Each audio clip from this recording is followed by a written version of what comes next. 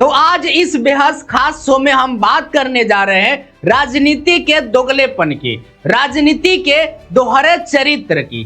ओ सियानी घोष जो कहती है मैं चड्ढी नहीं हूं जो बीजेपी में चली जाऊं, राघव चड्ढा की तरफ से भाजपा में शामिल हो जाऊं।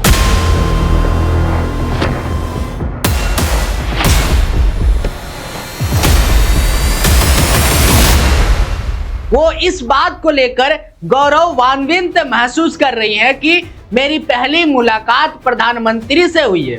और इत्तेफाक देखिए, वो राघव चड्ढा जिसने कहा था कि सवाल ही नहीं पैदा होता है कि मैं भारतीय जनता पार्टी में जाऊं, उनकी मुलाकात होती है प्रधानमंत्री नरेंद्र मोदी के साथ। ये वो राघव चड्ढा है जिसने, याद कीजिएगा, क्या कहा था, भाजपा गुंडों की पार्टी है। आज हम राजनीति के उस दोगलेपन की बात करने जा रहे हैं। ये कैसी राजनीति है? एक नेता मंच पर खड़ा होकर कहता है बीजेपी गुंडों की पार्टी है, मैं कभी नहीं जाऊंगा।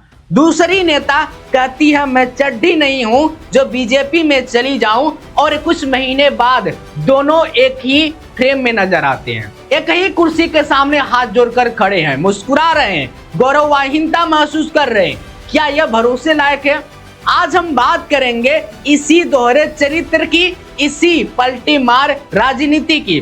नमस्कार, मेरा नाम है सोनू और आप देख रहे हैं भारत की सच। जो भी बातें होगा सच के साथ होगा। आज दो खबर एक आपके सामने आई है। पहली खबर सियानी घोष और राघव चड्ढा की प्रधानमंत्री नरेंद्र मोदी से मुलाकात। दूसरी खबर, अमेरिका ने भारत पर 100% टैरिफ लगा के बिल पास कर दिया है।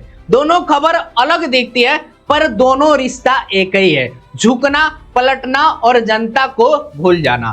पहले बात करते हैं सियानी घोष की। सियानी घोष तृणमूल कांग्रेस की नेता है, सांसद हैं, बंगाल से आती हैं। उन्होंने ट्वीट किया है, लिखा है my first meeting with honourable prime minister Shri Narendra Modi ji, a moment to remember. पर मतलब माननीय प्रधानमंत्री श्री नरेंद्र मोदी जी के साथ मेरी पहली मुलाकात है, एक यादगार पल है। साथ में गाना लगाया दंगल वाला, धाड़ धाड़ शेर की दहाड़, और कमेंट सेक्शन बंद कर दिया। क्यों? क्योंकि उनको पता है लोग क्या पूछेंगे कमेंट में, इसलिए मैं अपना कमेंट खोल दिया हूं और आप कमेंट में बताओ। आप याद कीजिए जब राघव चड्ढा ने बीजेपी के तरफ से झुके थे तब सियानी घोष ने क्या कहा था? सियानी घोष ने न्यूज पिच पर इंटरव्यू दिया था। उन्होंने कहा था कि राघव चड्ढा है, मैं चड्ढी नहीं हूं कि मैं उसकी तरह बीजेपी में चली जाऊं। यह बयान उनका था। आज वही सियानी घोष प्रधानमंत्री के साथ फोटो खिंचवाकर गर्व महसूस कर रही हैं। और ये सियानी घोष वही है जिन्होंने एक चुनाव सभा में गाना गाया था। वो गाना था काबा में मदीना में। उस गाने पर बीजेपी ने खूब हंगामा किया था। गौरव भाटिया ने हमला बोला था। योगी आदित्यनाथ ने कहा था तृणकरण है। आज उसी बीजेपी के साथ वो दंगल कर रही हैं। शर्म आनी चाहिए या नहीं? अब आते हैं राघव चड्ढा पर। राघव चड्ढा आम आदमी पार्टी के नेता है, पंजाब से सांसद है। उन्होंने ट्वीट किया है, a morning I will cherish head the privilege of meeting honourable prime minister, a deeply grateful for his insights and guidance. इसका मतलब है यह ऐसी सुबह है जिसे मैं हमेशा याद रखूंगा। मुझे माननीय प्रधानमंत्री जी से मिलने का सौभाग्य मिला है। उनके विचारों और मार्गदर्शन के लिए मैं दिल से आभारी हूं। अब सवाल है किस बात की गाइडेंस? यही राघव चड्ढा है जिन्होंने कहा था सवाल ही नहीं पैदा होता है कि मैं बीजेपी में जाऊं, और एक बयान दिया था, मेरा मानना है बीजेपी गुंडों की पार्टी है, अनपढ़ गुंडों की पार्टी है, ये सिर्फ गुंडागर्दी करते हैं। ये उनका बयान है, राघव चड्ढा का, ऑन रिकॉर्ड पड़ा हुआ है। आज वही राघव चड्ढा जिनको गुंडा कह रहे थे उसी से गाइडेंस ले रहे हैं। ये कैसा बदलाव है? लोग कह रहे हैं कि इसके पीछे ईडी है, लाल डायरी है, दबाव है। मैंने पहले भी बताया था श्रोवणी घोष का एक नाम भ्रष्टाचार के मामले में जुड़ रहा था। बीजेपी ने वहीं पर हाथ रख दिया और ये पिघल गए। ये बात अभी जांच के दायरे में है, इसका कुछ दबाव नहीं है, पर सवाल तो उठता है।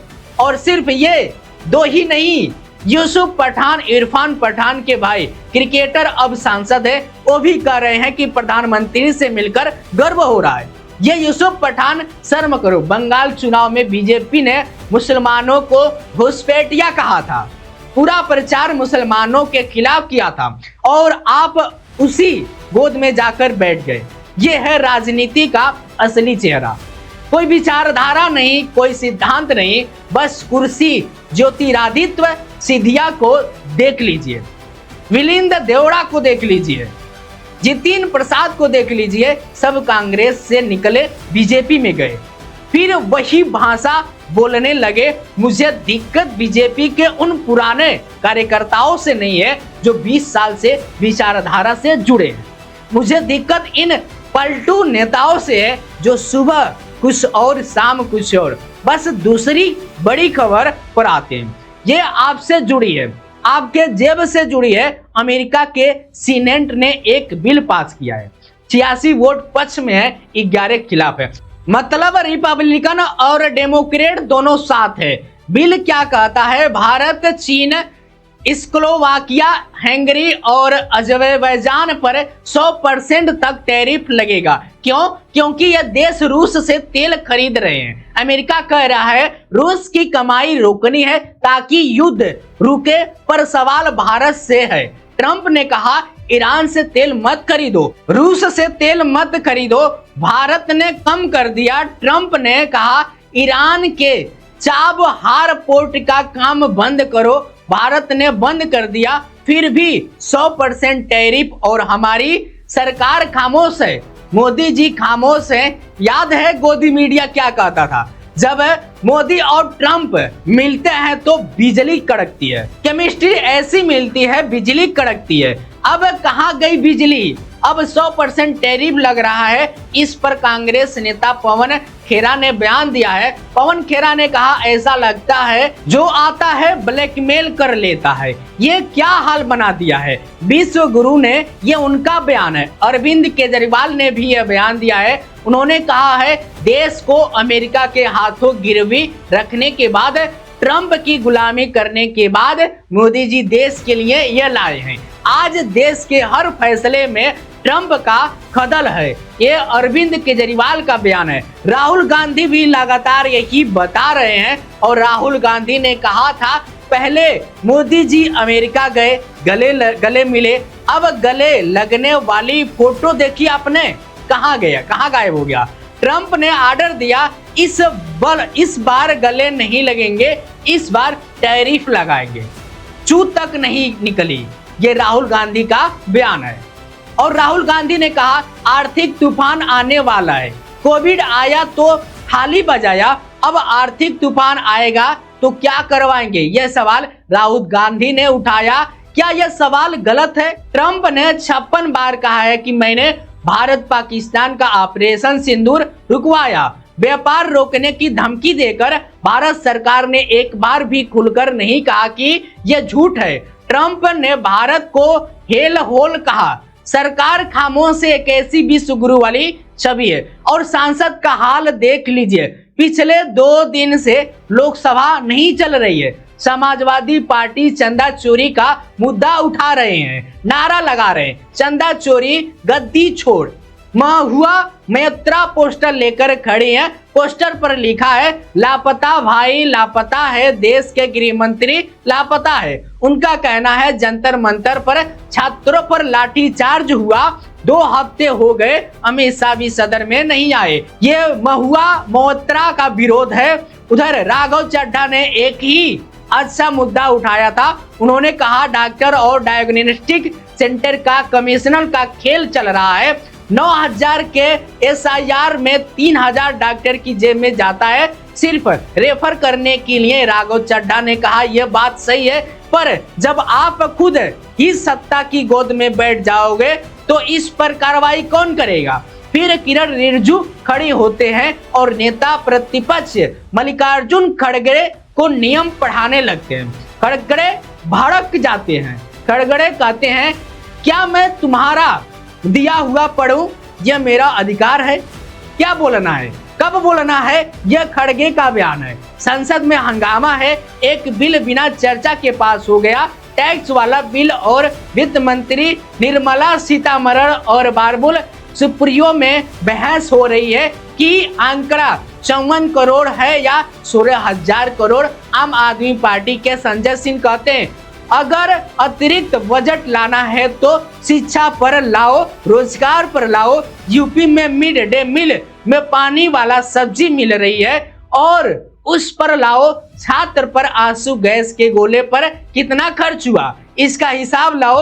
यह संजय सिंह का बयान है। यह है संसद की असली तस्वीर। जनता के मुद्दे गायब हैं। तो सवाल आपसे जो ये वीडियो देख रहे हैं, सियानी घोष राघव चड्ढा जैसे नेताओं से पूछना क्या चाहिए, आपने जो पहले कहा वो सच था या अब जो कर रहे हैं वो सच है? वो सच है। नरेंद्र मोदी जी से पूछना चाहिए, आपने कहा था लाल आंख दिखाओगे, अब अमेरिका 100% टैरिफ लगा रहा है, तो आप खामोश क्यों हैं? अमित शाह जी से पूछना जाना चाहिए, गृह मंत्री जी आप सदन में क्यों नहीं आते? और आपसे जनता से पूछना जाना चाहिए, आप कब तक इनके दंगल के गाने पर ताली बजाएंगे? क्योंकि जब तक आप सवाल नहीं पूछेंगे ये ऐसे ही पलटते रहेंगे, आज उधर कल उधर। सोचिएगा जरूर और कमेंट में अपनी राय जरूर बता दीजिएगा और वीडियो को ज्यादा से ज्यादा शेयर करिएगा, क्योंकि जब भी मैं वीडियो बनाता हूं तो एक तरफा नहीं रहता है, जो सच्चाई रहता है वो मैं आपके सामने खुद रख देता हूं। तो कमेंट में जरूर बताइएगा। जय हिंद, जय भारत।